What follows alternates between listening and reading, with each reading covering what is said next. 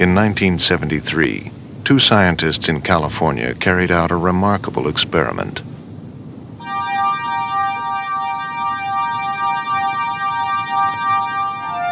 The driver of this car had told no one where he was going.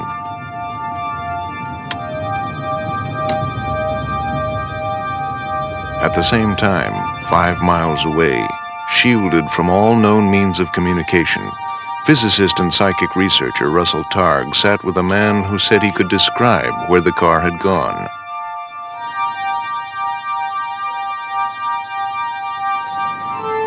Science has no explanation for what happened next.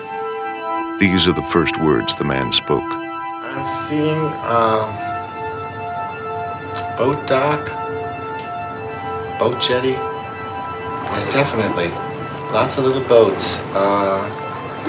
Motor launch, sailboats. Definitely. Boat dock or jetty. For the past 10 years, we've been investigating a phenomenon called remote viewing.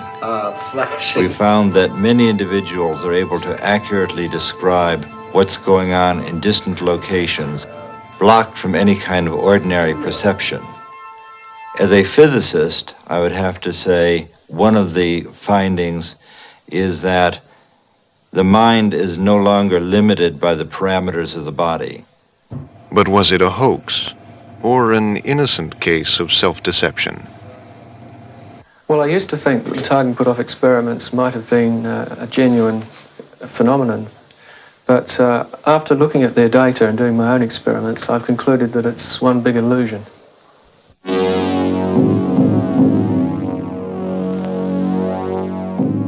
Early laboratory tests of extrasensory powers did suffer from inadequate controls. A lady, a goddess, came walking over the ocean, and in her right hand, she let loose a butterfly. But in response to criticism, experimenters have improved their methods. I believe anyone who dispassionately looks at the experimental work in this field will come away from it feeling that there is certainly something here that deserves further investigation. The majority of the scientific community doesn't believe in the existence of psychic phenomena, and I'm afraid that demonstrates that the majority of the scientific community is simply ignorant. Okay, right, I'm just going to put the headphones on you. But ignorance is no explanation for researchers who have tried to find ESP and failed. The other possibility, of course, is that there's no ESP anyway, and that I just don't get results because it's not there.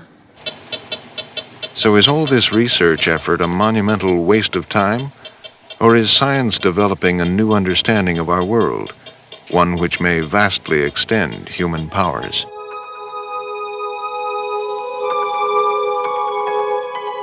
What is the real evidence for ESP?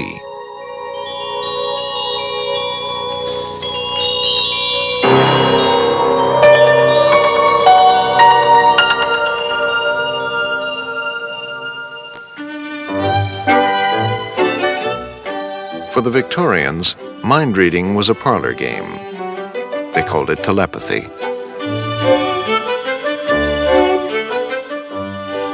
But in 1882, a group of distinguished British academics tried to make it respectable and founded a society to investigate the paranormal scientifically. Although their main interest was in contacting the dead, their first research project concerned the living. Then, as now, many ordinary people reported strange telepathic experiences and premonitions of the deaths of distant loved ones, especially when the death was unexpected or violent. They collected over 700 cases, but most other scientists were skeptical. They said the evidence was only anecdotal, and the cases could be explained as mere coincidence. Only 50 years ago, at Duke University, researchers began developing better methods for gathering evidence of ESP. The earliest laboratory work on psychic phenomena was done here at the Institute for Parapsychology. The institute, which is now an independent research center, was established by a former botanist, Joseph Banks Rhine. In his studies, Rhine used these 5 distinctive cards. With cards, he could use statistics to assess the results of his experiments. In this unique archive film of a typical test, the subject had to guess the order of a pack of 25 cards dealt face down by the experimenter. She pointed to each symbol to indicate her guess. When the experiment was over, the experimenter counted up the number of correct guesses. Find out what your score was. You got 1 circle. To find out if she was psychic, Rhine used the standard laws of chance. 2 waves. The pack of 25 cards contained 5 lots of 5 separate symbols. Statistically, over a long series of tests, she should have guessed 5 cards right by chance. 9, 10, 11. That's marvelous. 6, 1. But one experiment proved nothing. 4, 6. Rhine did thousands of trials on hundreds of people. This one tested the power of mind over matter to affect the fall of dice. 5, 1. 2, 1. Prolonged testing was essential because for statistical proof, they needed consistent scores well above chance. Another experiment examined foretelling the future. The subject had to list the 5 symbols in the order in which she thought the experimenter would list them after the test. A table of random numbers determined the order in which he put his list. This is a very good score. You would expect a score of 5 by chance, but you have a score of 11. So that's really very fine. Rhine identified 4 psychic abilities: telepathy, mind-to-mind communication; clairvoyance, seeing things at a distance; precognition, knowing the future. These he called extrasensory perception. On its own, psychokinesis, moving things at a distance. To describe all 4 abilities, Rhine coined the term psi. He said there was firm proof for 3 of them. We can say that clairvoyance, the precognition, and PK, a moving target, are in this very firm category.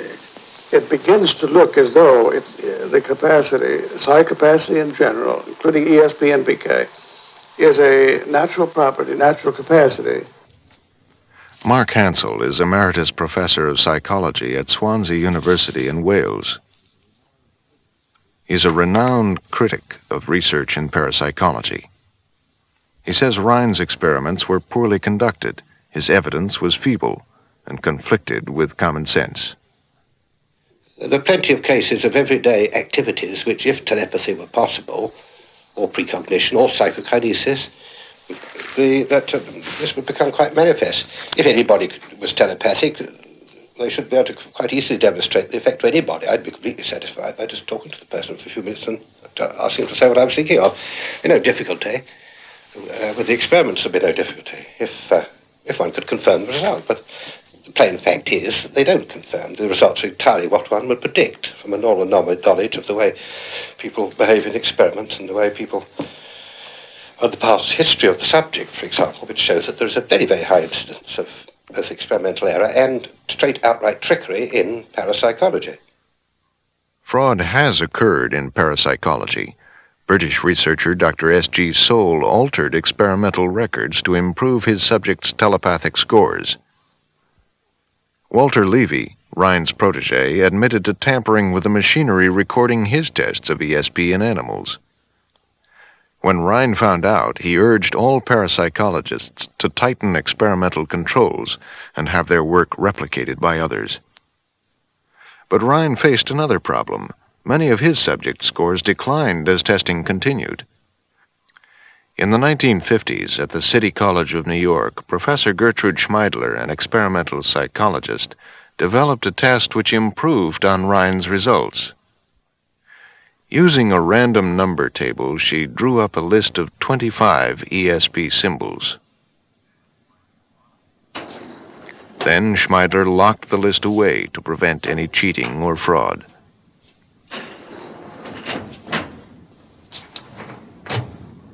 Over 1,300 people took part in the experiment to test Schmeidler's theory that some people are better at ESP than others.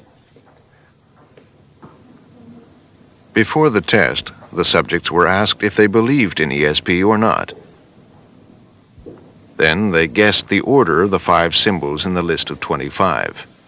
As in Rhine's experiments, the laws of chance say they'd expect to get 5 right just by accident. After over 10,000 trials, the scores of the believers and non-believers were added up separately.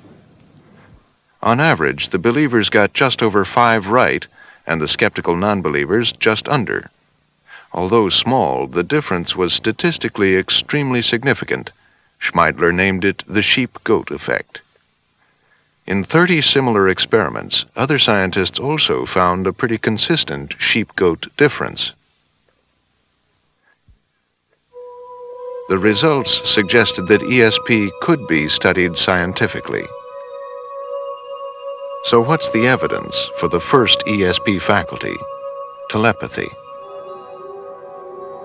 Parapsychologists knew that people often reported psychic experiences in their dreams. So in the early 60s at the Maimonides Medical Center in New York, controlled experiments were done in dream telepathy. A picture would be looked at by a sender who tried to transmit it to someone in another room. During the night, the sleeper was awakened and asked what she was dreaming of. This is a recreation of a typical nightly trial. And a lady, a goddess, came walking over the ocean, and in her right hand, she let loose a butterfly, a green and pink butterfly. The laboratory reported significant results in 9 of 13 studies, which led Charles Honorton to design an even better experiment. Dreaming, hypnosis, meditation, and similar states do share certain common characteristics, the most important of which seem to be that they are all associated with functional sensory deprivation. So we developed a technique that involves a mild sensory deprivation or perceptual isolation procedure called Ganzfeld. Red globes over the eyes, white noise in the ears. Parapsychologists hoped the Ganzfeld sensory deprivation technique would reduce distractions and improve psychic functioning. Again, the subject tried to pick up any telepathic transmission from the sender in another room. The sender was looking at Viewmaster slides of Las Vegas. This experiment was filmed as it happened. This is what the subject said. Some kind of a landscape.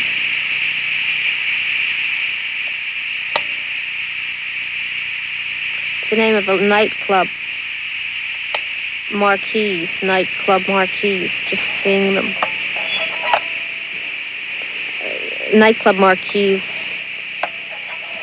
in Las Vegas. It seemed a direct hit, but for later statistical analysis, the experimental protocol required the subject to examine 4 groups of slides and choose the one which was closest to what she'd seen.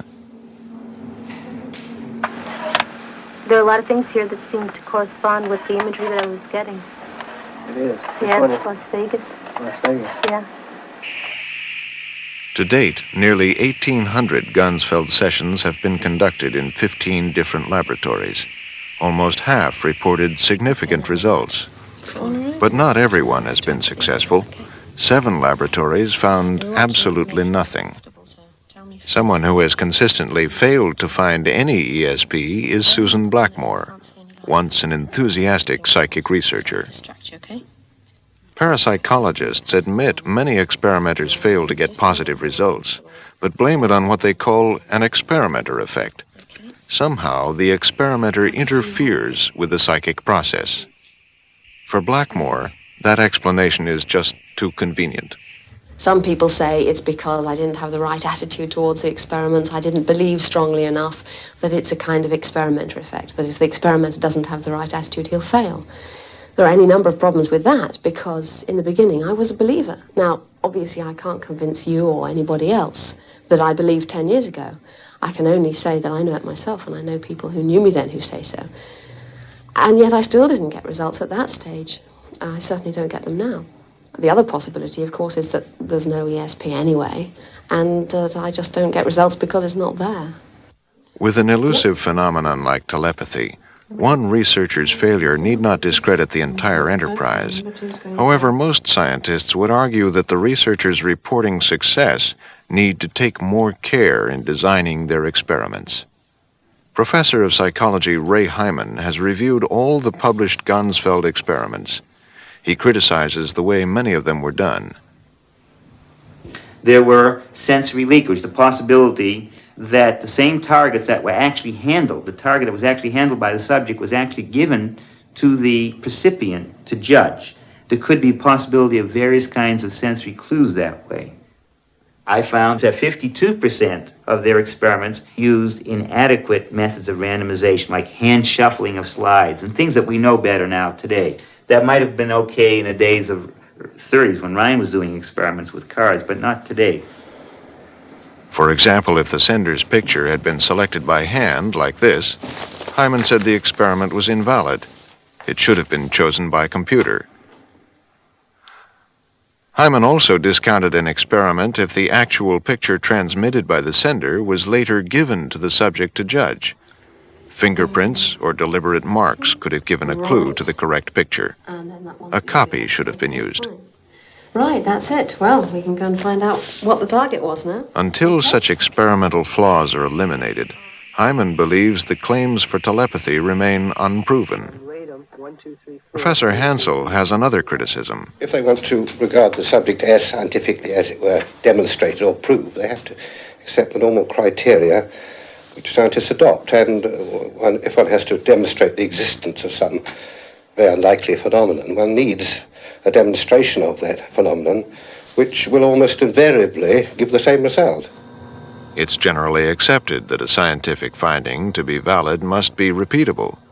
However, some psychologists disagree and say parapsychology is every bit as good as conventional psychology. The evidence for psi is comparable to the evidence for a variety of other phenomena in psychology. There's no great difference in the quality of the best researchers working in the field, the quality of the research they do, nor the nature of the evidence. It is true that the phenomena cannot be demonstrated on demand in the way in which in an elementary physics laboratory you can count on everybody is demonstrating exactly the same phenomenon. There's nothing like that in parapsychology. There's nothing like that in some fields of psychology too, but because the phenomena don't seem so intrinsically unbelievable, people don't often put them to the test. The problem is neither psychology nor parapsychology study events which are totally predictable. But a far more fundamental objection to parapsychology is that psychic phenomena conflict with all the known laws of nature. Physics, one of the most advanced and successful sciences in the world, has probed the secrets of the atom in detail. Yet physicists have found nothing that might explain how psychic phenomena occur. Still, the pioneers of quantum physics in the 1920s did recognize that their revolutionary discoveries made the nature of reality a much more open and uncertain question than in the days of Newton. Classical physics described matter as following regular determined laws, but the new physics found that deep within the atom, many things happened by pure chance. A few physicists asked, if matter is so uncertain, could it be affected by the mind, and explain psychokinesis? Some people, it said, have the extraordinary power to move objects using just their minds. A few physicists have tried to investigate it. Dr. Helmut Schmidt is a former research physicist with Boeing. He claims that the mind can affect the fundamental particles in matter. This piece of decaying radioactive rock is emitting a stream of atomic particles. Precisely when an atom decays is a matter of chance. To see if people could affect it mentally, Schmidt built this machine. Inside, a radioactive source triggers the lights to go a step one way or the other, completely at random. Physics says there is a time when this atom decays is determined by pure chance. And so a good speculation, I think, is that where the physicist says this is pure chance, there the mind has a small place to enter. Schmidt conducted preliminary trials to find subjects who were successful at influencing the machine. Then he did a formal experiment. One with the light, you think nothing else, just work on the light. You see that you try to move it around this way. This is a reconstruction. The subject had to try and think the random lights to go clockwise.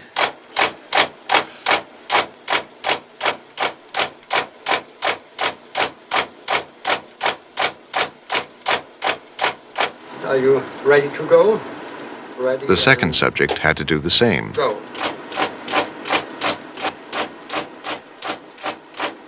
But though he tried to make the lights go clockwise, they consistently tended to go counterclockwise. It was, nonetheless, inexplicable by the laws of physics. After 50 runs, the data showed the woman had consistently made the lights go clockwise and the man the reverse.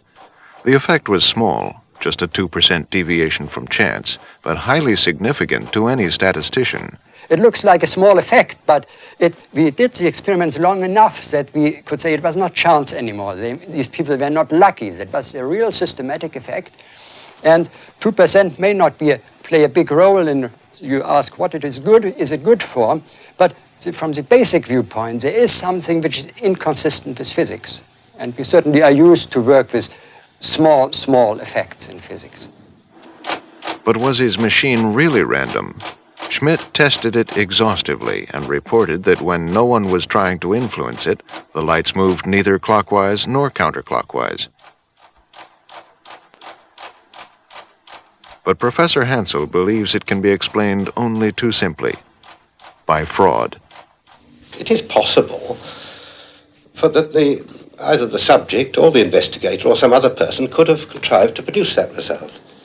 If I was the subject, I think I could. I can't be certain because I haven't had this confirmed by Schmidt, but I think I could, with a little cunning, affect the apparatus to try to achieve a high score. Not surprisingly, Schmidt totally rejects Hansel's explanation. He says his machine had elaborate safeguards to detect any malfunction, including tampering. And there were 2 permanent records of each trial, in the machine and on tape. Even fellow critics question Hansel's suspicions.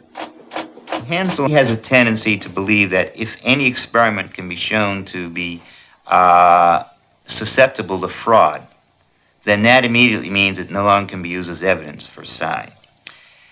I do sympathize with the parapsychologists who rebut this by saying, well, that can be true of any experiment in the world because there's always some way you can think of how fraud could have gotten into an experiment. You cannot make a perfectly 100% fraud-proof experiment. This would apply to all science. It seems unlikely that fraud underlies all the research on psychokinesis. Several researchers have replicated Schmidt's results, including Dr. Dean Radin at Bell Labs and Dr. Robert Morris of Syracuse University. Charles Honorton did 3 replications in the mid-70s. Altogether, 19 scientists have confirmed Schmidt's findings, including aerospace engineer Robert John, Dean of the School of Engineering at Princeton University. John's study of psychokinesis on random events inside a solid-state electronic component produced results very similar to Schmidt's. Schmidt now believes his fellow physicists can no longer ignore the evidence. If present physics cannot explain these phenomena, that means that physics isn't complete, and physicists are quite used to drastic changes. They have changed their worldview in the past very often.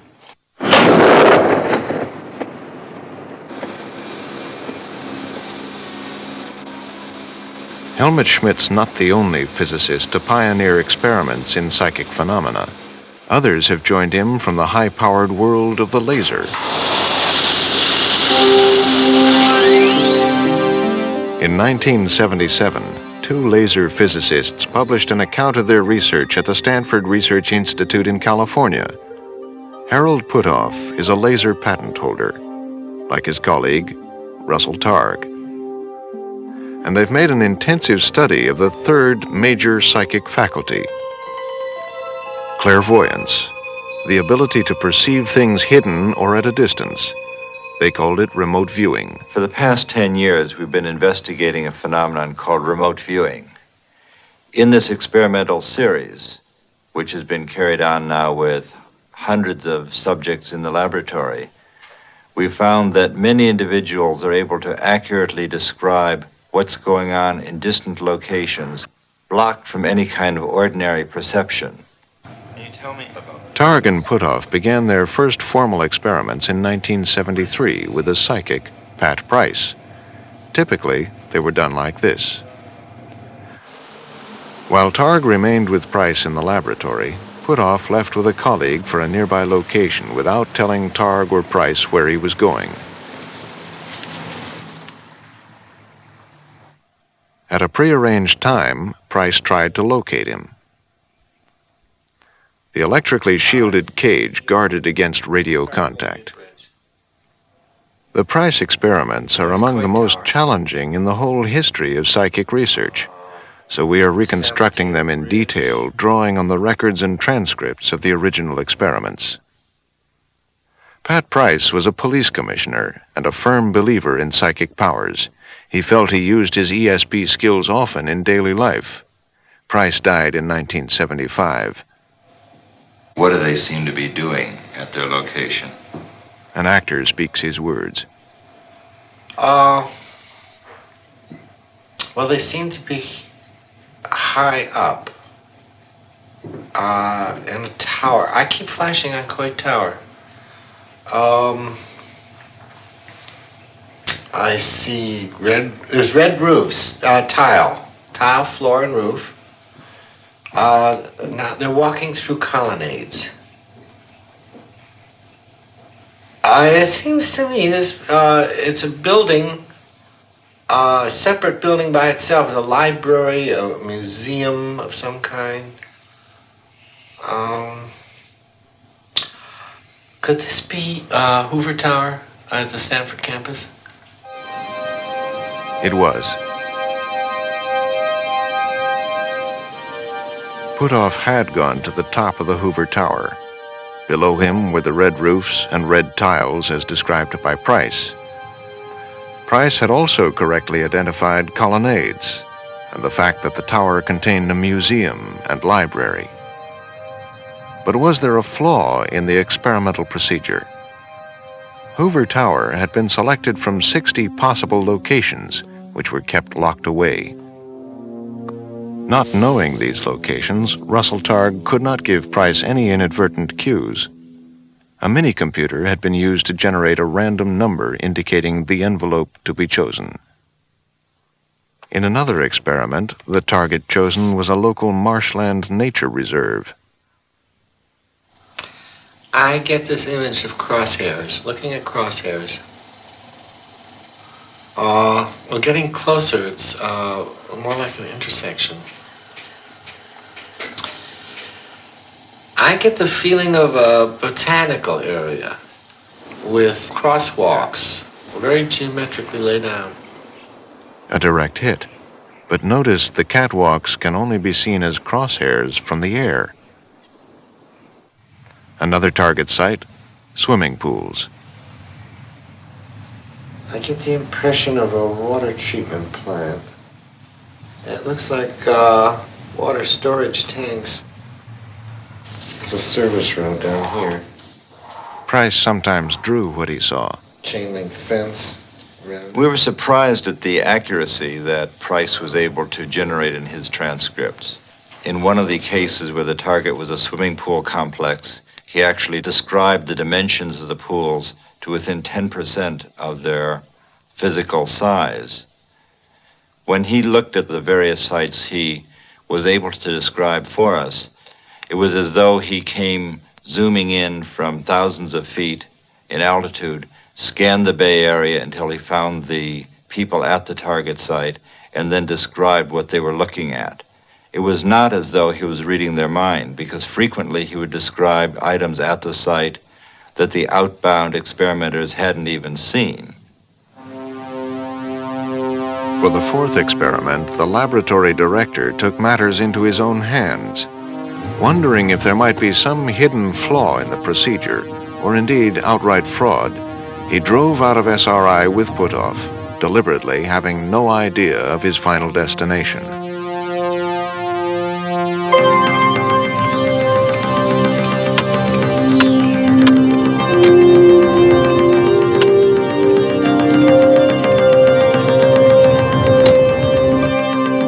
He decided to head west, but after 5 minutes suddenly changed his mind and went in the opposite direction.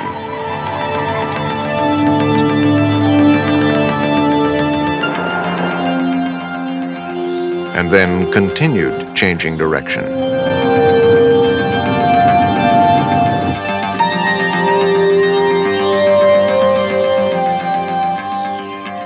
He finally arrived about 5 miles up the coast at an out-of-the-way marina.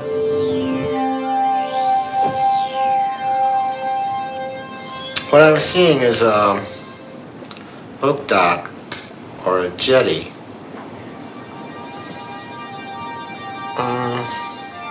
It's about in that direction from here.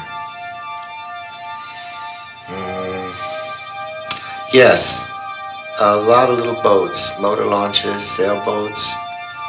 Some of the sails are furled. Boat dock or jetty. It's funny. Someone flashed in. Chinese or Japanese pagoda-like effect. Does that pagoda effect have anything to do with the boat dock that you saw initially? Is that near where they're standing? It's behind them.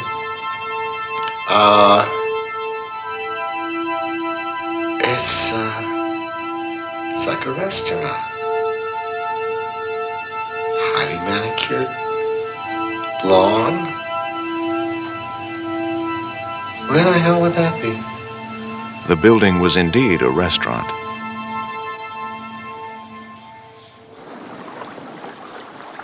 That summer, Price did 9 remote viewings in all. Targ and Puthoff then had all the data independently assessed. A scientist unconnected with the project went to each of the 9 target sites armed with transcripts of all the experiments. He was asked to read each transcript and then judge which of the 9 sites most closely corresponded to the descriptions Price had given.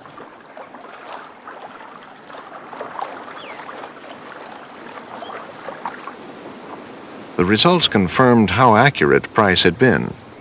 Out of the 9 sites he had remotely viewed, 7 of his descriptions were clear enough for the judge to correctly match them to the actual site.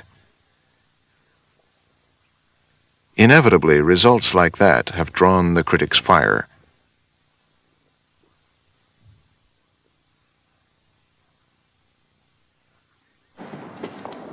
Dr. David Marks is a leading critic of remote viewing. He is a psychologist in New Zealand and has conducted remote viewing experiments himself, but without success. Well, I used to think that the Targ and Puthoff experiments might have been a genuine phenomenon, but after looking at their data and doing my own experiments, I've concluded that it's one big illusion. An illusion because of flaws in the judging procedure. After scrutinizing the transcripts, Marx said the results had another explanation. I discovered that there were all kinds of cues littered throughout the transcripts. For example, dates, times, references to previous experiments that had been conducted earlier that day or the day before and so forth.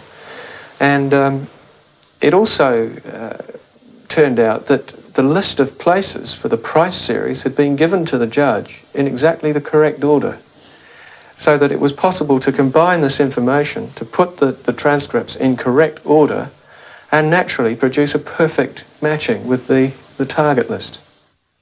Marx gave the cues to judges in New Zealand along with the list of the sites in order. He says that with the cues alone, his judges matched up the viewings as accurately as the judge in California. But did the original judge really use the cues to make his assessment? When you look at the degree of psychic functioning in the SRI remote viewing material, the cues are trivial. When the psychic is saying, I see a lot of little boats in front of me at a dock, and you're standing at the target where there are a lot of little boats in front of a dock. You don't need to look for tiny little cues that say this must have happened in an afternoon and must have been at least the fourth one in this series. You know what it's about. The psychic functioning is overwhelming. But Marx's criticisms did challenge the judge's results. So psychologist Charles Tart went through the transcripts, renumbering them and removing the cues. He sent out a second independent judge. Once again, the judge confirmed 7 of the 9 descriptions. Marx, however, is unconvinced. He thinks Tart had an unconscious bias. The other factor, of course, is that one of Targ and Puthoff's collaborators, Charles Tart, actually did the editing. And we simply can't trust this type of editing since he's obviously biased. The possibility of experimenter bias is taken very seriously in psychology. In a new field like psi, it is a criticism which will stand until other researchers get results. Dr. Elizabeth Rauscher is a theoretical physicist keenly interested in psychic phenomena. She has done a number of remote viewing studies and reports successful results, sometimes over very long distances. One of her subjects tried to describe where someone was nearly 2,000 miles away in New Orleans. I'm getting a sense of circular patterns and rings and discs, as if looking down on them from the top. It looks like a large saucer just sitting in the middle of a city. The person was here, at the Superdome. Remote viewing has even been tried across the Atlantic. Dr. Marilyn Schlitz is a parapsychologist at the Mind Science Foundation. In 1979, she published a successful replication of remote viewing with 24 students as viewers. Then she decided to try herself. At noon every day for 10 days, Schlitz attempted to find a colleague of hers in Rome, a city she had never visited. First time I personally tried to do it, the kinds of impressions I got were very similar to what I'd had like in a daydream. They were very faint, and it required effort to bring those faint impressions into a form that could be recognized and could be articulated. Her viewings were independently judged and found to be highly accurate, Rome Airport being one of many striking hits. So has remote viewing been proved? If a number of people in different laboratories can get these results, then you have to start really giving it some credibility. We've done a review. 2 colleagues and myself have done a review of the remote viewing work and have found that out of 28 formal remote viewing studies that have been published, over half have been reported as statistically significant. And these are in various laboratories across the United States. In Los Angeles, one company thinks remote viewing can be exploited commercially. Good afternoon, Mobius. Mobius was founded 6 years ago by Stephen Schwartz, a 40-year-old ex-Navy consultant. From small beginnings, it now has 10 psychics on the payroll. Well, Mobius was set up to not only explore what psychic functioning is, but also what we can do with it. I think we've reached a point now in the last 100 years of research that we can say a reasonable man is willing to accept the idea that psychic functioning is a reality. And the question then becomes, well, what can we do with it? This girl has been murdered. Stabbed. It's very bloody.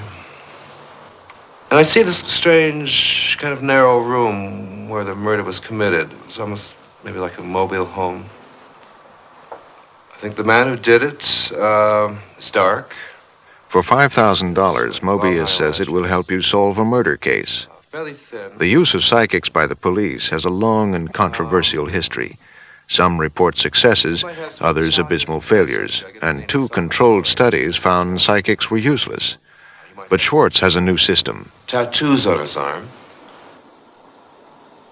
I see a tattoo on his arm. The man is olive-complected, dark brown hair, brown eyes. He has a mustache. He's very clear in my mind's eye right now. In the same way that a journalist would talk to a lot of eyewitnesses, we have several psychics each picking up the same information and then average out their reports and come to some general consensus of what did in fact happen. I see him driving. We need to stop thinking of this as something that is occult or weird. We need to begin to think of this as a kind of remote sensing technique that has a signal-to-noise problem.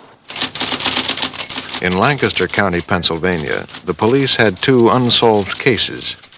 As a last resort, Michael Rank, district attorney at the time, enlisted the help of Mobius. The case we saw earlier is still sub judice, but Rank was prepared to talk about the other, the case of a missing girl. I sent Mr. Schwartz a photograph of the missing girl and told him that we had a 14-year-old girl who was missing and we'd like to know her whereabouts and her condition. 2 psychics were given this photograph and nothing else. Both of the respondents indicated that we had a dead person rather than just a missing person who was alive some unknown location. Unfortunately, this proved to be the case. Rank said the psychics were also accurate about where they'd find the body. It's impressed me enough to try it when we don't have anything else going. I think that naturally you couldn't use this as an investigative technique in every case. But if you've run down all your leads and you've got no place else to go, I think that it can give you some fresh approaches and it can stimulate the thought processes of the investigators. Mobius has also ventured into archaeology. In 1979, Stephen Schwartz organized a team of psychics to explore for remains of ancient Alexandria. Where the psychics' impressions coincided, archaeologists searched for finds. Underwater, they discovered extensive ruins. Mobius psychics also located a Byzantine city, telling archaeologists where to dig for this building and describing many of the objects they would find. The psychic is a kind of remote sensing device which will provide us with a signal that has useful information in it. This is not a cure-all. It is not a magic bullet. It is not weird. It is a new tool that needs to be studied and that I think has a contribution to make to both science and humanity. The U.S. is not the only nation where psychic powers are being explored as potentially useful tools.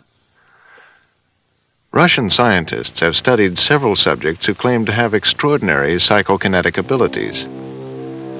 Nina Kulagina could reportedly move small objects without touching them.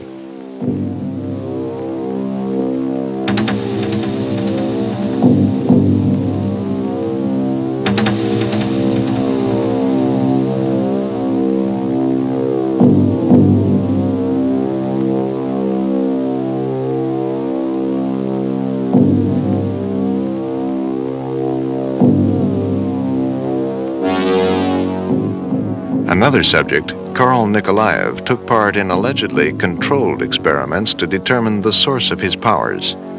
He claimed to be able to light a lamp at a distance of 2 meters.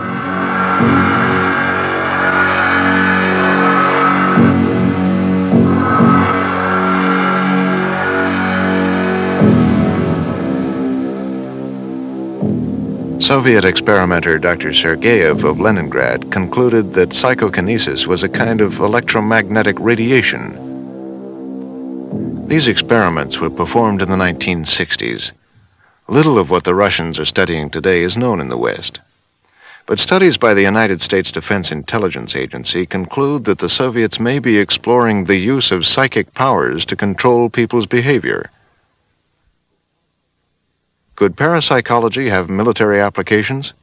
Professor Charles Tart has studied the possibility.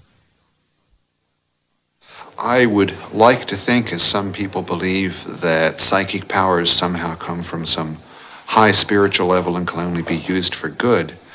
But I don't know anything else in this world that can only be used for good, so I'm afraid there are military uses for psi. For over a decade, the U.S. government has also been funding psychic research at SRI, where Targ and Puthoff did their experiments. From the few unclassified accounts, it's clear they've been working on an extraordinary version of remote viewing. They called it Project Scanate, and it involved a number of psychics, among them Pat Price, the policeman. Ingo Swann, a New York artist, and Hella Hammond, a photographer. Scanate stands for Scanning by Coordinate. The principle was to use the lines of latitude and longitude to remotely view anywhere on the globe. Only a few examples have ever been published. In one experiment, psychic Ingo Swann was asked, "What do you see at 49 degrees 20 minutes south, 70 degrees 14 minutes east?" Those were the coordinates of a small island in the Indian Ocean, the French island of Kerguelen.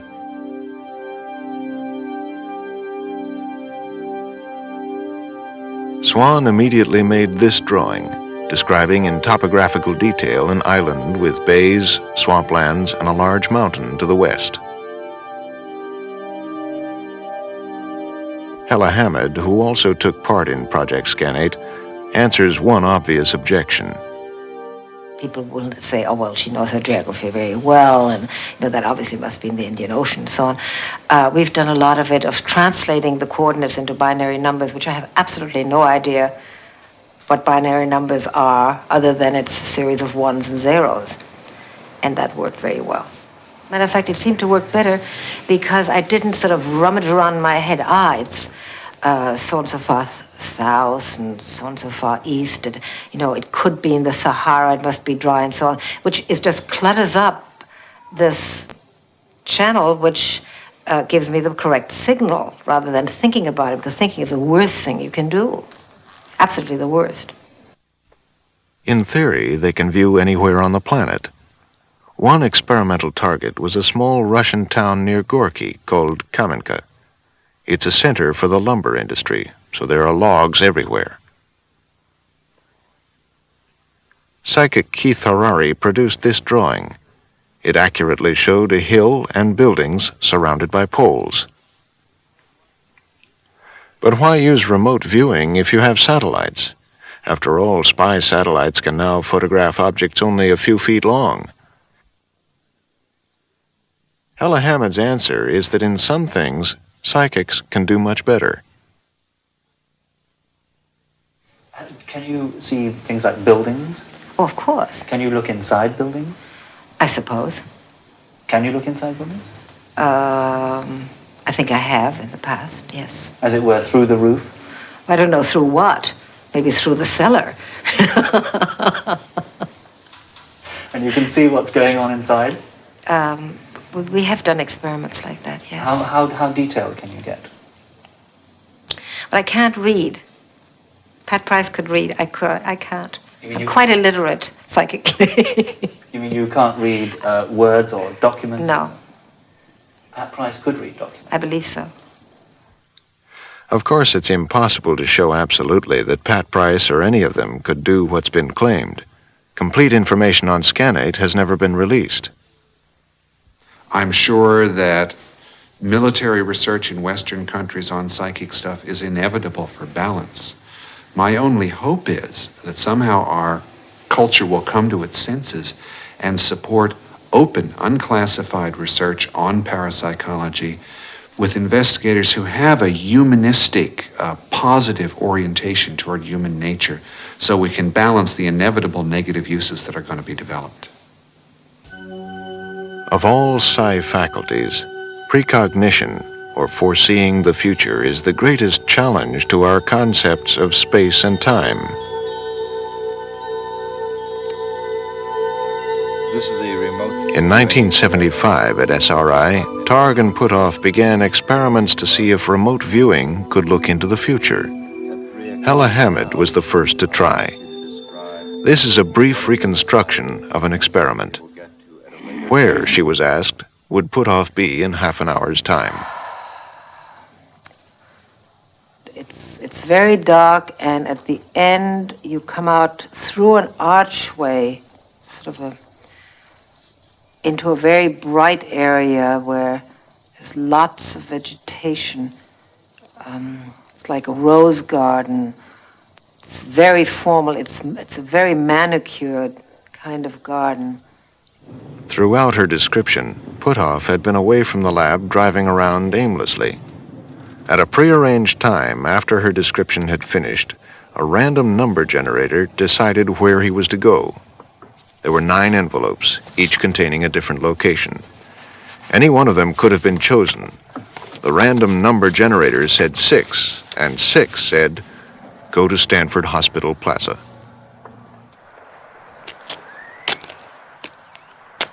Half an hour before, Hella Hammond had described seeing a formal manicured garden, and apparently here it was. The next day, another experiment. Got a quick flash of a black pointed area, like a hit of an arrow. He walks into it. It's like a triangle that he walks into. Half an hour later, the randomly selected envelope said, "Go to the swing in Alma Park." This time, she not only saw into the future, but heard it too. It's a rhythmic kind of squeak, like a rusty pump on not well-oiled piston. Just a very rhythmic squeaking.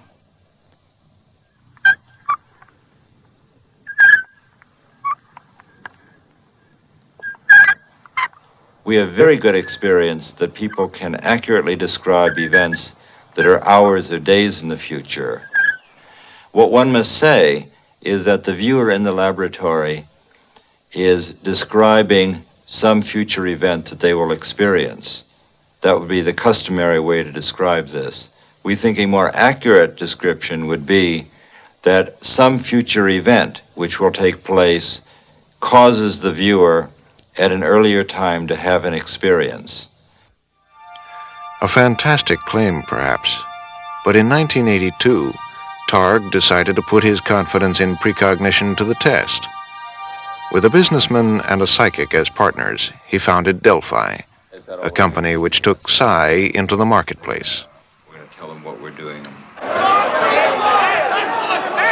From October through December of '82, Delphi psychic Keith Harari made 9 predictions of future silver prices. He predicted on a Thursday whether on the following Monday prices would be up or down, and whether the change would be more or less than 25 cents. All 9 predictions proved accurate. But was Delphi merely following a trend in the market? John Rendy, Delphi's broker, says no. The market in between September and December has been generally in an uptrend. Silver prices have been going up. But some of the more spectacular and successful trades were actually on the short side. That is, they sold before they bought back. So in other words, they were making money in anticipation, or they were making a prediction in anticipation of the market coming down, so going against the trend. The broker traded on 7 of the 9 predictions, netting over $100,000 for Delphi and more for the company's clients. We asked an experienced commodities trader to comment. Well, again, being right in anything in life 9 times out of 9 is unheard of. Absolutely unheard of. And in this business, it's incredible is a weak word. I'm trying to think of a better word. It's, I would say impossible. I'd like to see it done. After their initial success, Delphi's next attempt to use the system failed. Delphi thinks they have figured out the problem. Meanwhile, they are exploring different applications for ESP. The episode fits a familiar pattern. Claims of spectacular psychic success, which has not been repeated. Believers point to Delphi's profits and say the odds were over 200,000 to 1. Skeptics say to be convincing, it must work more than once. Unless psychic powers become more controllable, the skeptics will persist. But meanwhile, people in science, business, and the military are seriously exploring the paranormal. We've been working for so long trying to figure out how it works. We know it works, with all the controlled experiments, but we don't really have very much idea how. What it says is that modern physics is incomplete in many ways and is presently inadequate to describe the data that we've accumulated over this past 10 years' research. The physics isn't complete, And physicists are quite used to drastic changes. They have changed their worldview in the past very often.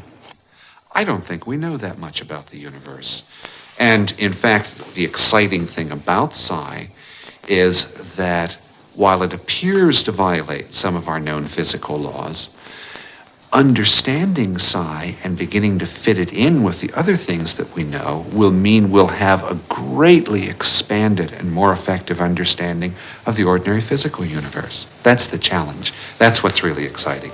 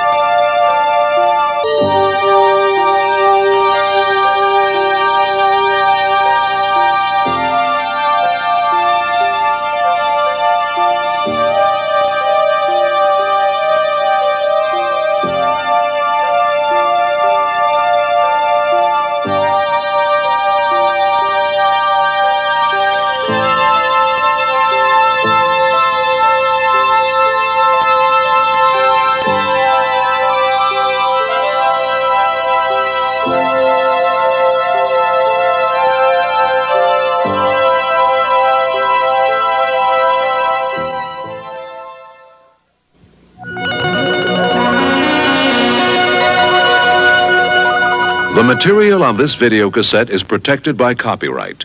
It is for private use only, and any other use, including copying, reproducing, or performance in public, in whole or in part, is prohibited by law.